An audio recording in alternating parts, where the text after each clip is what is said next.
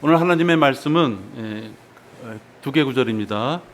갈라디아서 6장 7절과 고린도전서 10장 10절입니다. 갈라디아서 6장 7절.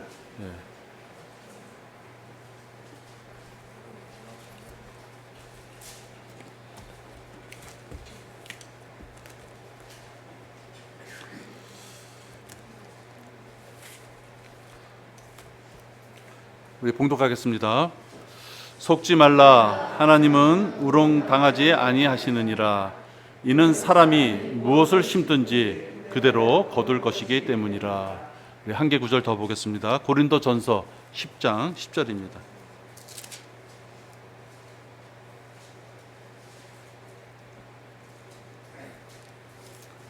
봉독하겠습니다. 너희는 그들 중 어떤 사람들이 불평한 것처럼 불평하지 말라. 그들은 그러다가 멸망시키는 자에게 멸망당하였느니라. 아멘. 오늘 여러분과 나눌 말씀의 제목은 우롱과 불평은 멸망을 거둬들인다라는 제목으로 말씀을 나누고자 합니다. 잠시 기도하겠습니다. 아버지 하나님, 뜨거운 날씨입니다. 저희들 이 열기 가운데서도 건강을 잃지 않고 아버지 하나님께 저희들 이렇게 마음을 다하여 경배에 참여하며 말씀을 듣고자 합니다.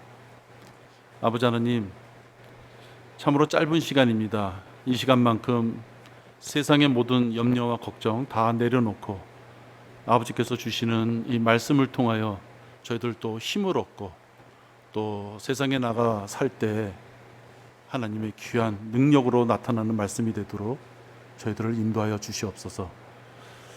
아버지 하나님께서 허락하시는 귀한 시간, 아버지 하나님, 하나님께서 온전히 영광을 받으시오며 저희들에게는 큰 기쁨과 은혜의 시간이 되도록 인도하여 주시옵소서.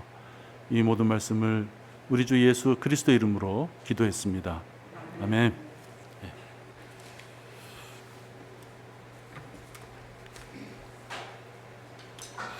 속지 말라.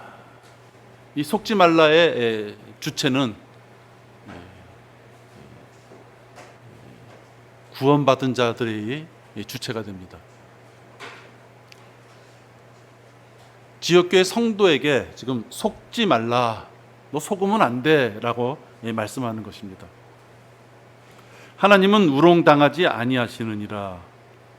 하나님은 우리가 마음대로 속일 수 있는 분도 아니고 우리가 하나님을 기만할 수도 없는, 하나님은 결코 우리에게 당하실 분이 아니시니 혹 하나님을 우롱할 수 있다고 생각하면 안 된다.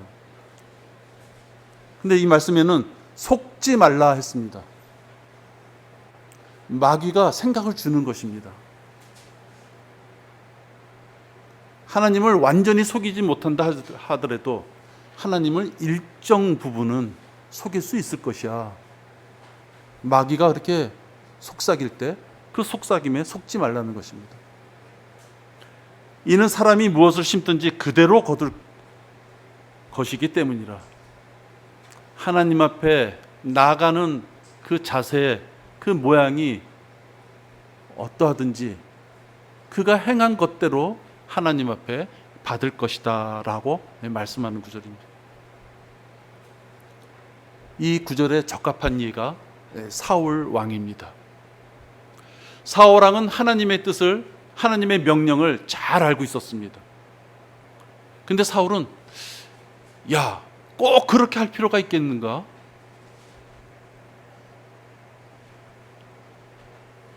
일정한 부분은 값지고 탐나고 좋은 것이기 때문에 꼭 하나님의 말씀대로 다 죽여버리고 다 없애버릴 필요가 있을까? 사람의 생각으로는 하나님 말씀이 너무 과격하다 생각한 것입니다. 꼭 그렇게 할 필요가 있겠는가라고 충동질하는 이 마귀의 미혹에 넘어가 하나님의 명령에 온전히 복종하기를 그는 포기했던 것입니다. 무슨 이유가 있었겠죠, 사울 왕도. 하나님의 명령에 대해 적당한 이유를 대고 겁도 없이 딴 마음을 품고서 하나님의 명령 중에 일부만 선택적으로 순종하는 척했던 사울왕은 발라함이 그랬던 것처럼, 그래서 발라함이 비참한 최후를 맞이했던 것처럼 사울도 비참한 최후를 맞이하게 됩니다. 그는 자기가 힘은 대로 그대로 거둔 것입니다. 여러분 사무엘상 15장 19절을 보시기 바랍니다. 몇 구절 볼 거거든요. 덮지 마시고요. 사무엘상 15장 19절입니다. 사울이 어떻게 하나님의 명령을 그가 어기게 됐는지 그 배경이 나오게 됩니다.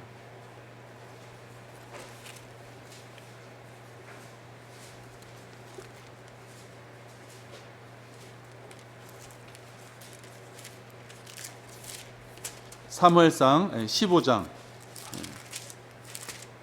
19절입니다. 어찌하여 왕은 주의 음성에 복종하지 아니하고 탈취물에만 달려들어 주의 목전에 악을 행하였나이까. 사울왕이 하나님의 말씀의 일부만을 선택해서 자기가 편한 대로 지키고자 했던 것은 역시 탈취물이라는 재물입니다. 재물의 눈이 어두우면 하나님 앞에 악을 행할 수 있는 것입니다. 그게 사람인 것입니다. 사울왕은 재산이 될 만한 실한 양들과 소들을 보자 하나님의 말씀에 순종하는 척하면서 자신의 실속을 챙기는 행위를 서슴지 않고 행했던 것입니다. 아말렉과 그 소유를 완전히 멸하라는, 완전히 다 죽여버리라는 주님의 명령을 수행하지 않은 사울은 그걸 책망하는 사무엘에게 뻔뻔하게 변명까지 하게 됩니다. 그 밑에 20절을 한번 보시면요. 사울이 사무엘에게 말하기를 정녕 내가 주의 음성에 복종하여 주께서 나를 보내신 길로 갔으며 아말렉 왕 아각을 끌어왔고 아말렉인들을 완전히 멸한나이다. 다 죽이라고 했어요. 근데 사울 자체가 왕은 끌어왔고 아말렉인들은 완전히 멸하라, 완전히 멸했던 것이 아닌 것입니다. 21절에 그러나 백성이 완전히 멸했어야만 했던 탈취물 중에서 주 당신의 하나님께 길갈에서 제사를 드리기 위하여 가장 좋은 것으로 양들과 소들을 취하였나이다 하더라. 사울의 도망갈 핑곗거리를 찾은 것입니다. 그 당시 재산의 가장 우선순위에 있었던 소나 양들과 같은 짐승들 중에서 튼튼하고 보기에도 좋아 보이는 것들을 죽이기가 아까웠던 것이죠. 그러니까 이것은 하나님 앞에 내가 드리려고 특별히 죽이지 않고 가져온 것입니다. 자기 멋대로 주님의 명령을 각색하여 분명 지키지 않았으면서도 명령대로 자기는 완전히 지켰다고 어거지를 부리는 것입니다. 그리고 자기가 그랬던 모든 것은 바로 하나님을 위한 것이었다고 변명합니다. 제정신이 아닌 것입니다. 여러분, 우리들도 생활 속에서 찔림이라는 용어를 쓸 때가 많이 있습니다. 이거 그렇게 하면 안 됐는데 이거 그렇게 했네. 그걸 우리가 흔히 말하는 찔림이다 이런 표현을 씁니다. 하나님의 눈길을 살짝 외면하면 그 찔림을 피해갈 수 있습니다. 자칫 어느 정도는 순종하지만 자기 마음에 캥기는 것에 따라서 어느 정도는 하나님의 말씀을 외면하고 하나님의 말씀을 모른 척하며 세상 것들에 욕심을 낼 때가 많이 있습니다. 사울은 왕이었습니다. 자기가 생각하기에 전쟁을 벌려서 탈취물 중에 자기 마음만 먹으면 무궁무진한 재산을 모을 수 있었던 그런 신분이었던 것이죠. 그러다 보니까 물질에 눈이 어두워지게 된 것입니다. 사울은 전쟁에서 승리하고 자만하게 됐던 것입니다.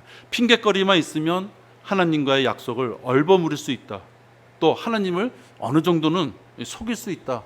이러한 어처구니 없는 교만에 빠진 것입니다. 사울왕이 왕이 된 것은 하나님이 허락하셨기 때문에 왕이 됐던 것입니다. 자기가 왕이 된 신분을 얻을 수 있었던 것은 하나님이 그를 쓰셨기 때문입니다. 그런데 감히 하나님의 말씀을 어기지도 않고 잘못됐네요 하는 첫마디가 아니라 하나님을 위해서 가져왔어요. 그러한 뻔뻔한 거짓말을 하고 있는 것입니다. 사울왕의 이와 같은 예는 하나님을 기만하면서 시작되는 영적 전쟁은 우리들 스스로가 판단할 수 있는 것에서부터 시작된다는 것을 알 수 있습니다. 내 능력으로는 도저히 할 수 없는 것, 한 번도 그런 건 상상도 해보지 못했던 것, 그런 것에서 영적 전쟁이 벌어지는 것이 아닙니다. 내 스스로 내 의지로 판단할 수 있는 내 생활 속에서 작은 것에서부터 영적 전쟁은 벌어집니다. 사실 우리들이 영적 전쟁의 말씀을 이렇게 서로들 하면서 교제 가운데 많은 간증들도 나누지만 영적 전쟁이라는 것이 터지기 전에 하나님께서는 이미 그 영적 전쟁이 벌어질 것을 우리한테 다 말씀해 주셨습니다. 저는 지금 과거형으로 얘기합니다. 말씀에 다 주셨어요. 악인과 악인이 싸웠을 때 영적 전쟁이라는 걸 표현하지 않습니다. 혹시 마귀 진영에서 마귀와 마귀끼리 서로 치고받고 싸우는 것을 가지고 우리가 영적 전쟁이다 말씀하지 않습니다. 마귀의 진영과 하나님의 진영 사이에 벌어지는 것을 가지고 우리가 영적 전쟁이다 이렇게 표현합니다. 그럼 우리가 겪는 영적 전쟁은 나도 모르게 다가오는 것이냐? 그렇지 않습니다. 하나님께서는 우리에게 성경의 말씀을 주셔서 이렇게 살아야 된다라고 주셨어요. 이렇게 살면 복을 받는다라고 말씀해 주셨고, 이렇게 살면은 너희들에게 징계가 있을 것이다 또는 유업이 없을 것이다. 갈 길을 딱 정해 주신 성경 말씀을 주셨어요. 내가 하나님께서 원하는 말씀대로 원하시는 대로 그 길을 가면 복을 받는 것이고, 하나님이 말씀하시는 길 이외에 다른 길로 가면 하나님 앞에 해명을 해야 되는 징계 가운데 처한다고 성경이 이미 우리에게 말씀해 주셨다는 것입니다. 영적 전쟁을 겪을 것이냐 안 겪을 것이냐 하는 것은 사실은 우리 스스로가 결정하는 것이 대부분이다 하는 것입니다. 우리 이 중에 나는 영적 전쟁이 한 번도 없었어 라는 분도 계실지 모르지만, 혹시 이런 것이 영적 전쟁이었구나, 내가 여기서 실패하고 내가 이번에 이거는 승리했구나 라는 경험이 있으시다면 그것이 말씀의 범주에서 벗어나는 것이 사실은 없다는 것입니다.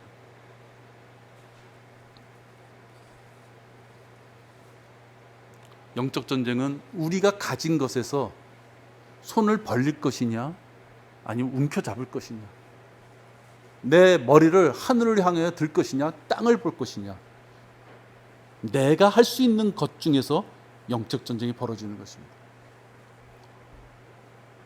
이번 시험만 끝나면 할 수 있어, 취직만 하면 할 수 있어, 결혼만 하고 나서는 할 수 있어, 사업이 잘 되면 난 할 수 있어, 애들이 크면, 지금 이 병만 좀 고치면, 집 문제만 해결되면, 그 지체만 좀 없어지면, 성격만 내가 좀 바뀌어지면, 조금 춥거나 덥거나 하는 이러한 시기만 조금 지나면 나는 하나님 앞에 할 수 있어.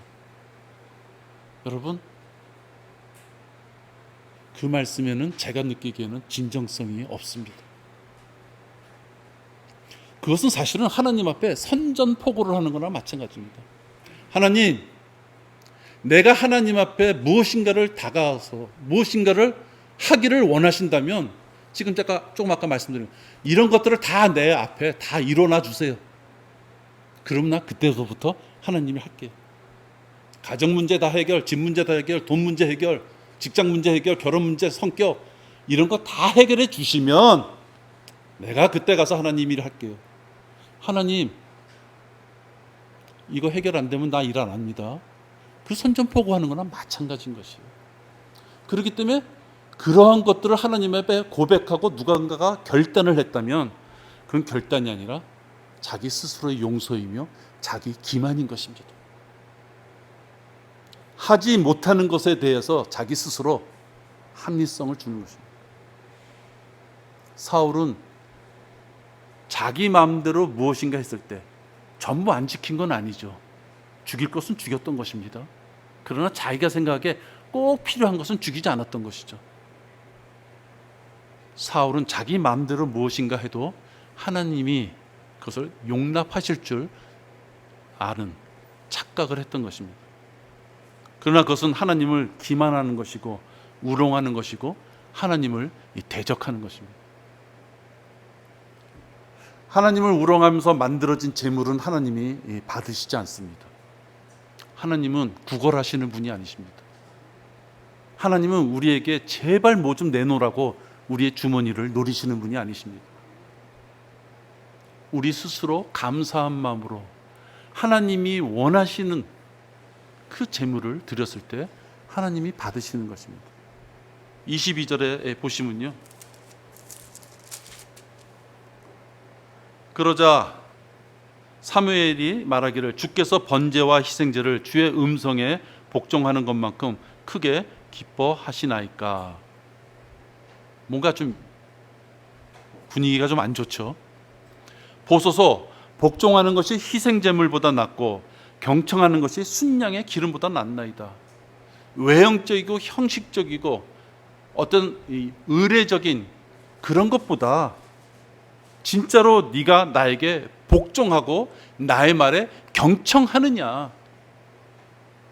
아무리 좋은 재물을 가져와도, 아무리 금액이 큰 헌금을 드린다 할지라도 하나님은 그것 자체에 관심이 있는 것이 아닙니다. 그가 그 재물을 드렸을 때, 그 재물에 그의 마음이 다 담겨 있을 때 그 재물을 흠량하시는 것이지, 하나님 앞에 돈 100만 원이면 어떻고 1억이면 어떻고 10억이면 어떻겠습니까? 하나님은 우리에게 복종과 그의 말씀에 경청하는 자세를 받으신다고 말씀합니다. 그것이 하나님이시라면 사울 왕이 적당하게 섞어서 드리는 재물을 받으실 리가 없었던 것입니다. 레위기나 신명기 보면 이런 말씀이 있습니다. 누구든지 서원을 이루기 위해 주께 화목제의 희생 제물을 드리거나 자원하는 제물을 소나 양으로 드리는 사람은 그것이 받아들여지도록 온전한 것으로 할지니 거기에는 아무 흠도 없어야 할 것이라. 온전한 것, 그래서 아무 흠도 없는, 그렇게 드려야지 하나님이 받으신다고 말씀합니다. 너는 창녀의 몸값이나 개로 번 돈을 주 너의 하나님의 집에 어떤 서원하는 일로도 가져오지 말라. 이는 두 가지 모두가 주 너의 하나님께 가증함이니라. 없으면 안 드리는 게 나은 것이죠. 하나님께서 싫어하시는 것을 내가 이거밖에 없으니 이거라도 드리면 내 마음을 알겠지, 그건 하나님의 뜻에 합당한 것이 아닙니다.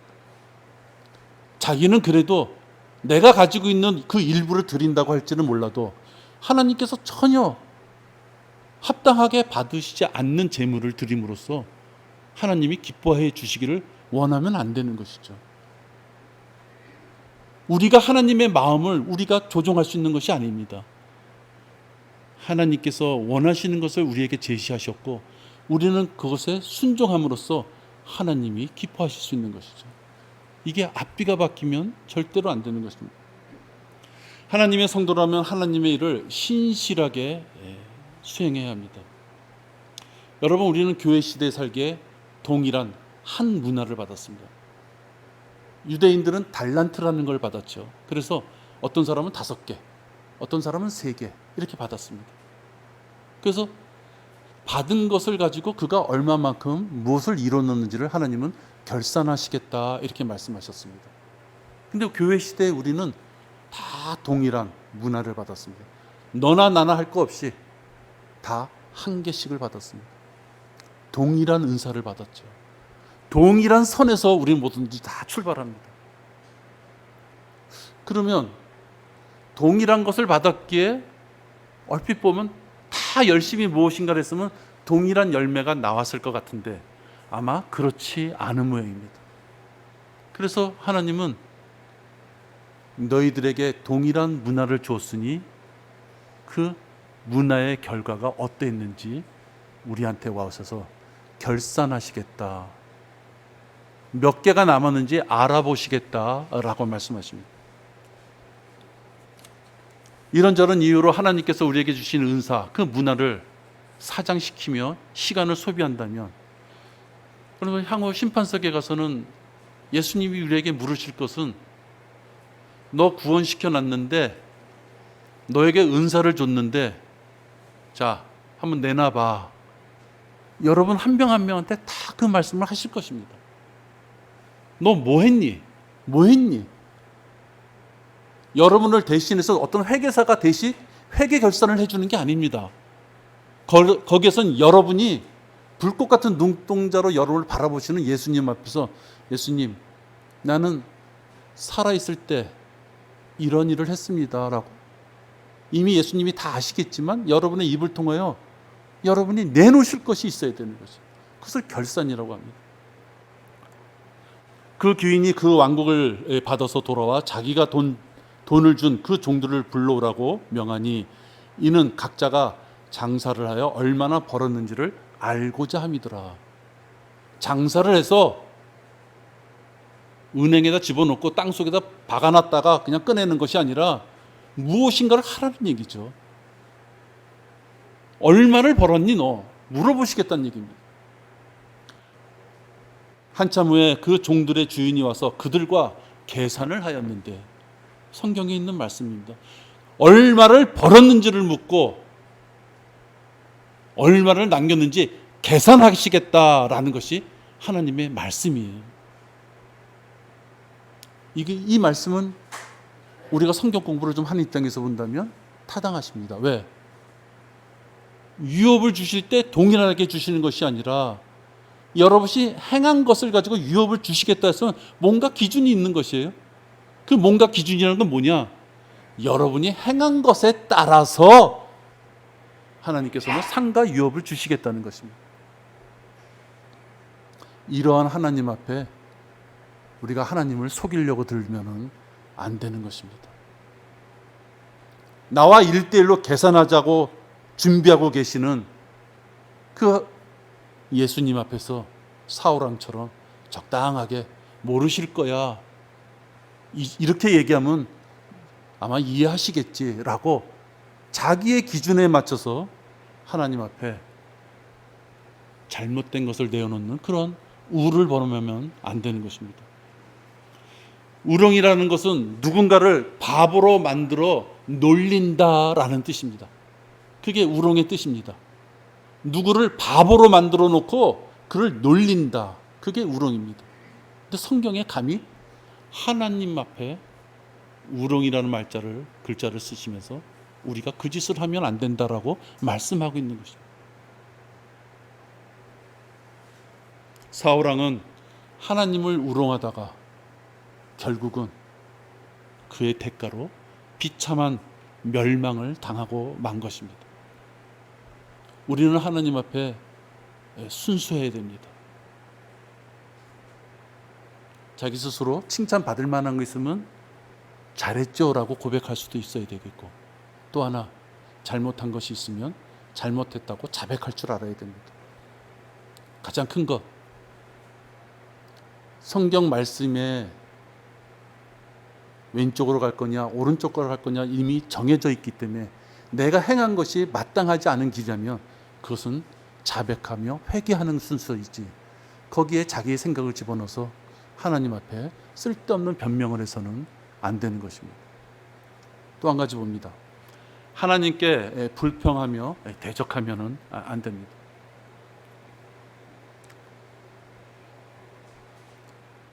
이 지역교회는 결코 멈춰져 있지 않습니다. 성장을 하든지 아니면 쇠퇴하든지 둘 중에 하나입니다. 이 지역교회는 마귀가 지배하는 이 세상 속에서 외로이 이제 태풍 앞에 촛불처럼 그런 존재로 있습니다. 하나님이 그 불씨를 살려주지 않으면 우리 불씨는 훅 하고 불면 날아갈 수밖에 없는 그런 세상 속에 있는 교회입니다. 하나님이 우리의 건강을 지켜주지 않는다면, 하나님이 우리 교회 성도 한 분 한 분, 한 가정 한정 그것을 지켜주지 않는다면, 우리 교회의 재정을 하나님이 지켜주시지 않는다면, 말씀을 전하는 목사의 건강을 지켜주지 않는다면, 여러분, 지역교회가 무너지는 것은 순식간입니다. 순식간에 무너지는 교회 사실 많이 봤습니다.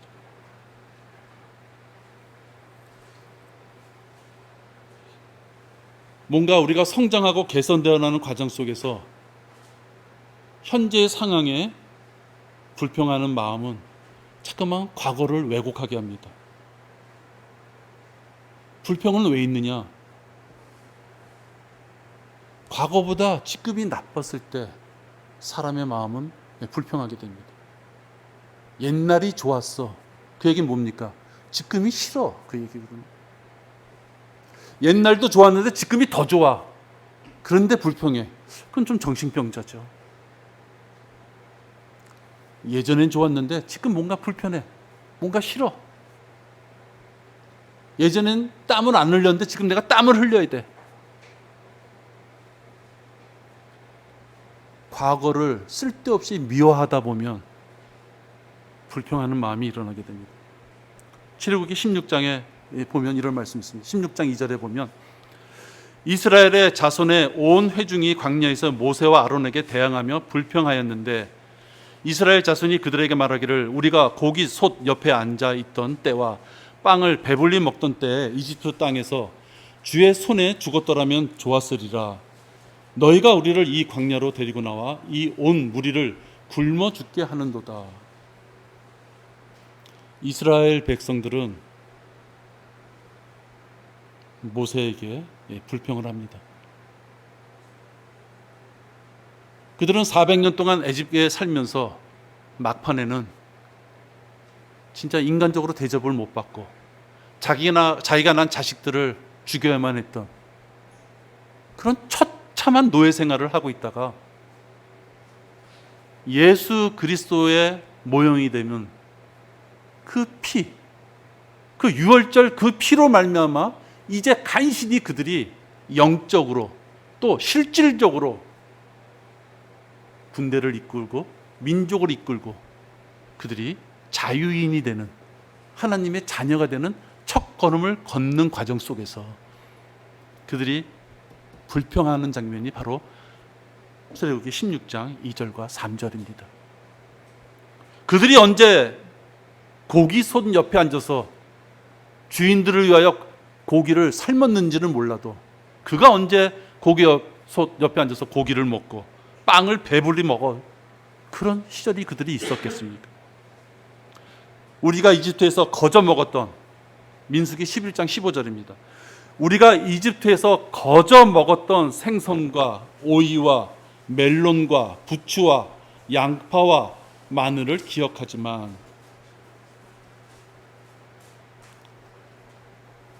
이제는 우리의 혼이 말라버리고 우리의 눈앞에는 만나밖에 아무것도 없구나. 얼마나 뻔뻔한 얘기입니까? 거저 먹었답니다. 노예 생활로 비참한 생활을 하던 그들이 불평할 때는 이집트에서 우리들은 거저 먹었다. 생선, 오이, 멜론, 부추, 양파, 마늘 다 싱싱한 걸 상징합니다. 생선 싱싱해야죠. 야채, 과일 다 싱싱해야 됩니다. 과자를 많이 먹었다 정도가 아닙니다. 이렇게 싱싱한 음식을 거저 먹을 정도로 잘 살고 있었는데 왜 우리를 이끌고 나와서 이 모양으로 고생하게 만드느냐? 왜 신발도 못 갈아 신고 입을 옷도 없고 물도 없는 곳에서 우리를 고생하게 만들었느냐라고 지금 불평합니다. 참혹한 포로에서 구원받은 자들이 감히 투덜대는 것입니다. 거저 먹은 것처럼 과장까지 하게 됩니다. 광야를 통과하여 약속의 땅으로 들어가는 그 여정 내내 하나님께서는 그들을 자상하게 돌보셨습니다. 기적들을 통하여 돌보주셨고 그들의 먹을 것을 통하여 그들을 돌봐주셨습니다. 근데 그들은 하나님께서 그들에게 베푸신 그 베푸심을 쉽게 잊고 눈앞에 불편함이 왔을 때 그들은 불편함을 참아야 되는 것이 하나의 과정이었는데도 불편함이 왔을 때 그것을 불평으로 그들은 하나님 앞에 투덜댔던 것입니다. 그 모든 원인은 감사함을 잊어버리는 배은망덕한 것에서부터 나옵니다. 성경을 어디를 펼쳐봐도 투덜대는 그런 자세로 하나님이 인도하시는 것에 불평하는 자들을 하나님은 결코 그냥 놔두지 않으십니다. 출애굽하는 그 위대한 그 장면에도 여호수아와 칼렙 두 사람과 나이가 어린 그 자들만이 가나안 땅에 들어가고 하나님을 대적하고 하나님의 말씀에 의존하지 않고 가나안 땅에 들어가면 우리 모두 죽을 것이라고 벌벌 떨었던 그 나머지 사람들은 그들의 한 세대가 다 죽기까지 광야에서 죽음의 시간을 기다리며 다 죽고 난 뒤에야 하나님을 대적했고 하나님 앞에 불평을 했던 그 자들이 다 죽고 다 없어지고 나서야 그들을 가나안 땅에 들어가게 하셨습니다. 우리 그리스도인도 광야 생활을 하는 것이나 마찬가지입니다. 그들이 애굽이라는 세상으로부터 구원받아 광야로 나와서 가나안 땅을 가는 그 여정이 있었던 것처럼 여러분 우리도 세상의 죄악으로부터 구원받아 이 땅이 우리가 거할 것이 아니고 이 땅은 우리가 순례자로 있을 뿐이고 우리가 거할 것은 하늘나라 천년왕국과 새 예루살렘이 우리 거할 마지막 처소입니다. 그 마지막 처소에 가기까지 하나님은 우리에게 한 세대라고 하는 70여 80이라는 기한을 줘놓고 그 기간 동안에 하나님이 우리를 여러 가지로 용광로 속에 놓고 달구시면서 우리가 하나님 앞에 투덜대는 시간을 주신 것이 아니라 우리가 하나님 앞에 단련될 수 있는 시간을 우리에게 허락하신 것입니다.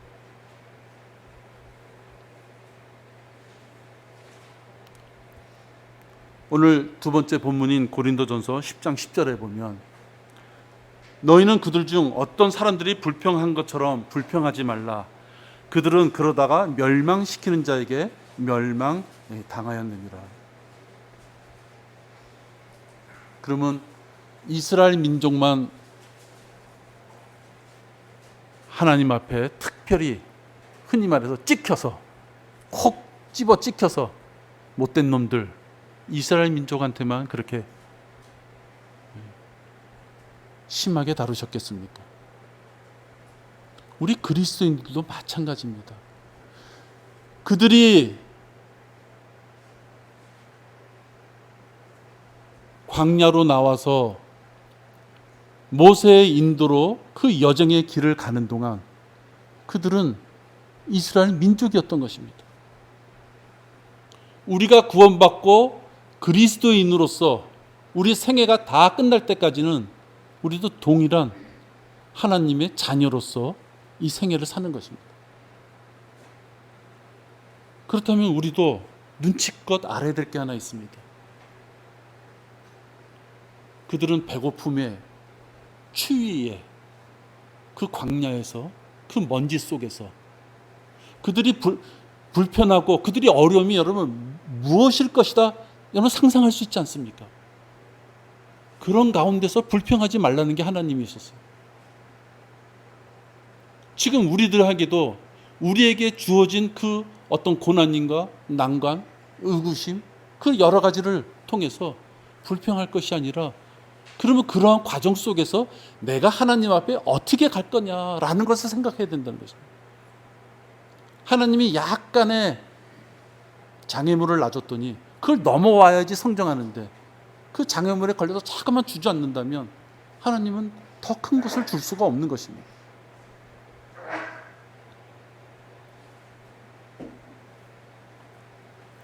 이 고린도전서 10장 10절은 여러분 잘 보시죠. 과거형입니다. 보세요. 너희는 그들 중 어떤 사람들이 불평한 것처럼 불평하지 말라. 그들은 그러다가 멸망시키는 자에게 멸망당하였느니라. 너 투덜대지 마. 별명 저 그러지 마. 너 그러다 큰일 나. 너 그런 말 함부로 입으로 뱉지 마. 큰일 나. 그게 아니에요. 큰일 나가 아니에요. 큰일 날 거야가라 아니에요.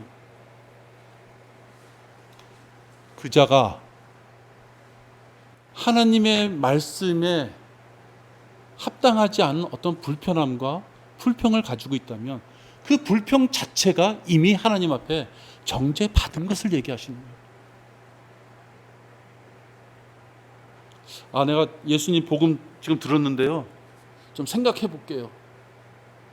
그 자는 그 순간 이 자가 구원 받을지 모르겠다. 그것이 아니에요. 그 자가 향후에 하루인가 이틀 지나서 예수님을 영접할지는 모르지만 잘 알아들었어요. 근데 아직은 아닌 것 같아요. 그러면 50%는 됐구나. 여러분 그렇게 생각하시면 안 되는 거예요. 그 자는 그 순간 정죄받았죠. 예수님이 복음에 왔는데 자기의 문을 닫고 지금은 아닙니다. 들어오지 마세요라고 했기 때문에 그는 이미 그 순간 그는 죽으면 지옥에 가는 정죄받은 자라는 거예요. 그런데 오늘 그 말씀과 비슷하게 불평한 것처럼 불평하지 말라. 그는 멸망당하였느니라. 자기가 그 불편함을 토했을 때 우리가 한번 이걸 알아야 됩니다.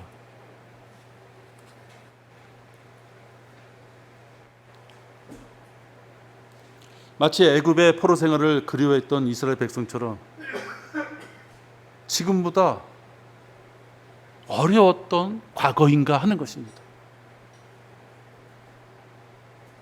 나의 불편함과 어려움, 어떤 그런 것들이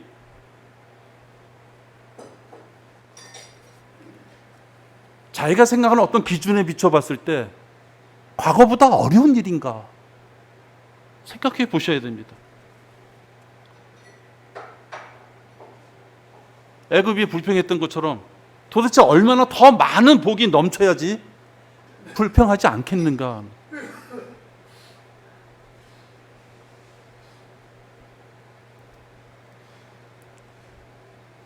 외적으로 표출되는 어떤 까닭 없는 어떤 불편함은 주님이 주신 영적인 목표를 상실했을 때 나타날 수 있습니다. 믿음의 대열에서 뒤처진 성도들이 자칫 잘못하면 그럴 수 있습니다. 여러분 사실 우리 모두는 가정으로나 기업계로나 우리 모두는 다 부족함과 실수를 저지를 수 있는 그러한 자들입니다. 그러나 그러한 잔가지 같은 실수가 많더라도 그걸 우리가 다 포용하고 다 그걸 용납하고 그걸 다 감사 안고 마치 그런 일이 없었던 것처럼 앞을 향하여 나갈 수 있는 것은 우리는 영적 존재가 있는 목표가 있기 때문에 그렇습니다. 여러분들 빌립보서 3장 13절과 14절입니다. 우리 모두가 고귀한 상을 바라보고 기쁘게 살아가야 될 그러한 우리의 존재라면, 그래서 우리가 표대를 바라보고 쫓아가야 되는 바쁜 일과가 위대한 목표가 우리에게 있다면 내 지체가 실수한 것을 온유함으로 받아줄 수 있고, 또 한편 내가 실수한 것을 내 옆에 있는 지체가 용서해 주기를 바랄 수 있는 것입니다. 형제들아 나는 내가 붙잡은 것으로 여기지 아니하노라. 다만 한 가지 일, 즉 뒤에 있는 것은 잊어버리고 앞에 있는 것들에 손을 뻗쳐 그리스도 예수 안에서 하나님의 고귀한 부르심의 상을 위하여 그 표대를 향해 쫓아갈 뿐이라. 물론 성경의 말씀에 이 바울 많은 서선 성경 말씀들이 있지만 우리가 본받을 만한 이름의 그런 분도 있고 본받으면 안 되는 인물들도 있죠. 바울이 그 사람 하나하나를 평가했을 때 그 사람은 발을 안 씻어. 야, 그 사람은 냄새나. 그 사람은 밥을 너무 많이 먹어. 그 사람은 성경할 때 너무 코를 골아. 그런 건 없습니다. 바울이 누군가를 인물을 평가할 때는 하나님 앞에 그가 어떠한 자였는가 하는 것뿐입니다.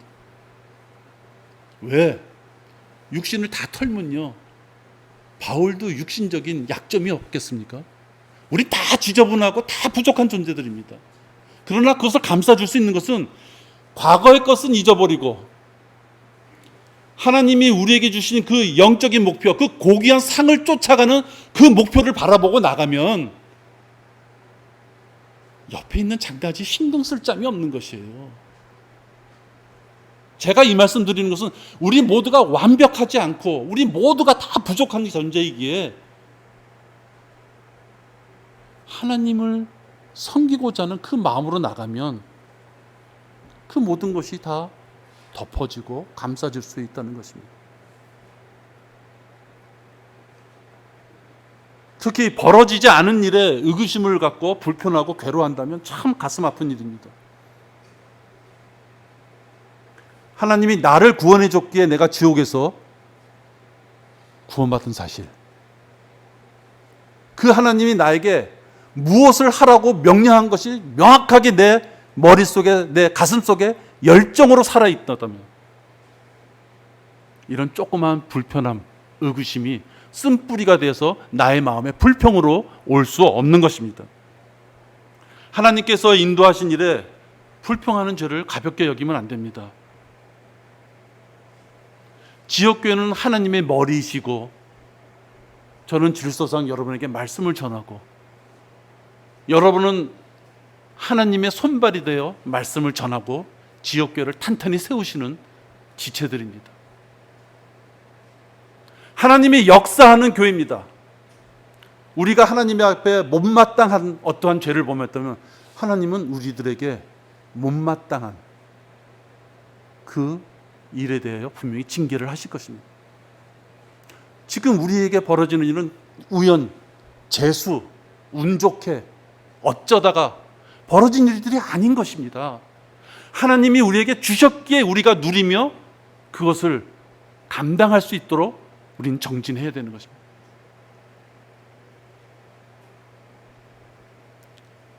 지옥계에 벌어지는 일을 잘 이해 못한다면 하나님이 역사하시는 이 지옥계의 머리 되시는 하나님이 행하시는 일에 대해서 잘 이해를 못하고 있는 것입니다. 우리가 지난주에 유영식 형제님이 저한테 1년 뒤에 되면 어떻게 될까요? 이런 질문을 하셨어요. 난 솔직히 질문해 주셔서 반갑기도 하고 고맙기도 하고, 유영식 형제님 같은 분이 아니면 누가 또 질문할까. 그러면서 내가 한편으로는 분명히 말씀드려야 되겠구나, 그런 생각도 했습니다. 우리는 간혹 미래 일들에 대해 염려가 되고 걱정이 됩니다. 그건 사실입니다.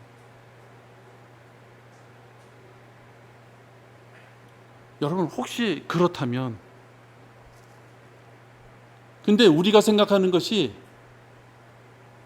내 손에 분명히 들어온 것, 10개면 10개, 100개면 100개, 그 들어온 것, 들어온 다음에 뭘 한다는 것은 아까 내가 여러분 쭉 나열한 거 그거랑 마찬가지입니다.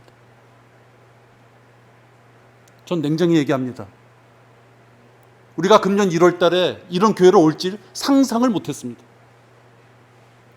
5년이 걸리고 10년이 걸려도 이런 환경에 올지 저는 상상 못했습니다. 근데 갑자기 어느 분인가 오셔서 믿음의 한 길을 가니 같이 갑시다. 여러분, 저를 돈 몇 푼 때문에 내 주관을 버린 자로 생각하지 마십시오. 저는 하나님이 그분들을 통해서 우리 모두가 일을 할 수 있게끔 기회를 주신 거라고 생각하는 것입니다. 최선을 향해 달려가는 것입니다. 만약에 그것이 걱정된다면 우리 함께 기도하는 것입니다. 100을 줬으니 100개를 내나?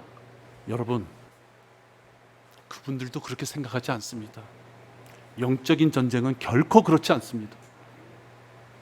내가 10시간 일했더니 10개가 나오고 20시간을 일했더니 20개가 나오고 공장에 기계 찍듯이 나오는 것이 영적인 열매가 아닙니다. 그분들도 기도하는 가운데 우리를 도우시는 것입니다. 기도하는 가운데 우리가 부족한 걸 많이 알지만 그 귀한 것을 가지고 함께 해봅시다. 함께 나가봅시다 라고 제가 그분들에게 무슨 차용증을 써줬습니까? 내가 1년이 지나면 어떻게 될 거라고 무슨 목표치를 써줬습니까? 그렇지 않은 것입니다, 여러분.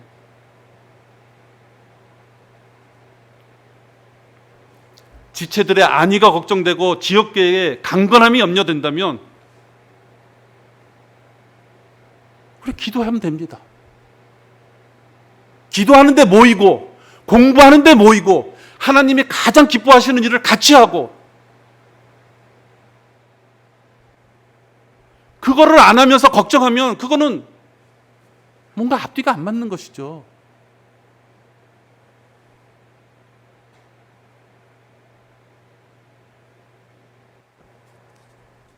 내 직장만 해결하면 난 일할 거예요. 그거랑 똑같은 것입니다. 내 직장 책임지시라니까요. 그 말하고 뭐가 틀립니까?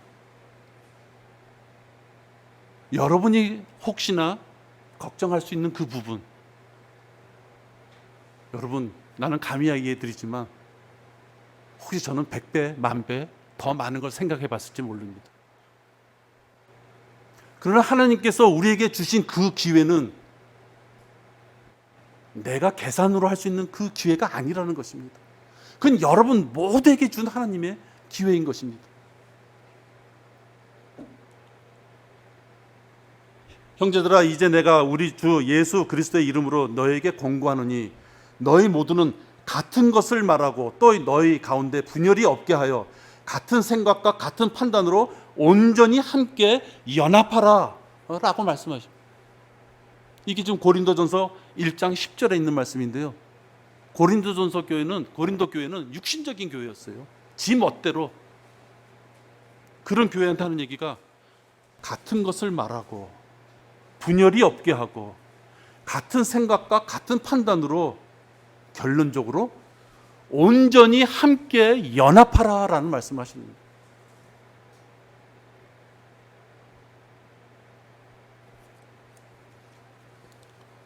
선이지만 작은 걱정과 의구심은 본의 아니게 믿음이 약한 자가 옆에서 들었을 때는 불안을 가져올 수 있습니다. 자기 혼자만의 감정이겠지만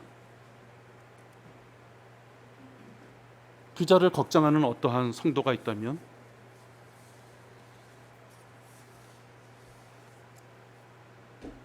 그는 자기 지체가 괴로워할 때 같이 괴로워하게 되는 것입니다. 자칫하면 교회의 신뢰를 무너뜨리고 분열이 생길 수 있는 것입니다. 교회의 분열은 대개 보면 이 주석서를 한번 찾아봤어요. 역하만 박사님은 교회의 어떤 불평과 또는 분열과 껄끄러운 면들이 왜 생긴다고 하셨을까? 그래서 보니까 몇 페이지에 걸쳐서 고린도 교회 예를 들면서 쭉 나와 있어요. 그걸 다 할 수는 없어서요. 거기 이렇게 되어 있습니다. 교회가 분열을 일으키는 데는 어떤 문제를 놓고 확신을 가진 자와 어떤 문제를 놓고 확신이 서지 않는 자 사이에서 조그마한 미세한 틈 때문에 벌어지는 것이 교회의 분열이다. 그러니까 둘 다 교회를 사랑하는 것이에요. 그런데 그것이 분열이라는 원치 않는 큰 방향으로 나오는 것은 바로 작은 틈새 하나 때문에 그렇다는 거죠. 그리고 또 하나 예를 든 게 있습니다.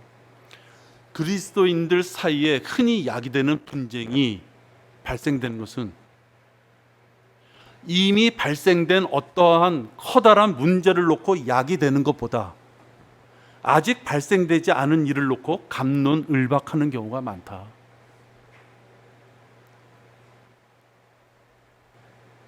우리 보통 가정을 이끌 때에도 부부가 보면은 한쪽은 담대하고 한쪽은 모든 것을 개선하고 섬세하게 해야지 되는 성격이 있을 수 있어요. 그런 것처럼 교회 내에서도 이미 발생되지 않았음에도 불구하고 너무 걱정되고 염려가 되니까, 근데 그것이 자기가 품고 자기가 기도하는 가운데 그것을 하나님 앞에 해결받으려고 노력하면 되는데, 그것을 주변의 사람에게 알 수 있는 어떠한 결과가 되면 사람들에 따라서는 거기에 동조할 수도 있고, 또 동조를 안 하면 또 왜 그럴까 생각할 수 있고, 실질적인 문제가 해결되는 범주를 벗어나서 엉뚱한 방향으로 흐를 수 있다는 것입니다. 여러분, 틈을 놓고 공격하는 이 마귀의 퇴치를 위해서는 아까 말씀드린 대로 같은 생각과 판단으로 우리가 함께 되는 일에 우리가 노력해야 됩니다. 감사함으로 고백하며 살아야 됩니다.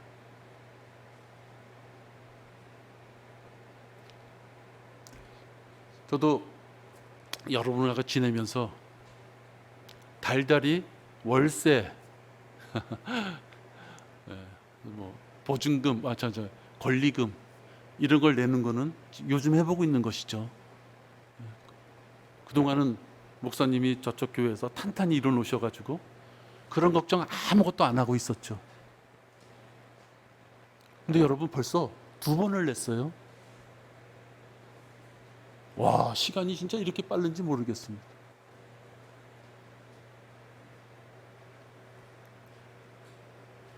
그럴 때 여러분, 불평과 염려가 혹시 인간이기에 들어온다면 이렇게 이 길을 가게끔 하신 하나님 앞에 여러분 기도하시면 됩니다. 하나님이 우리가 더 성장하기 위하여 더 불편함과 어려움을 겪어야지, 우리 모두가 더 하나님의 뜻을 안다면 더 비바람이 칠 수 있는 곳으로 우리를 인도하실 것입니다.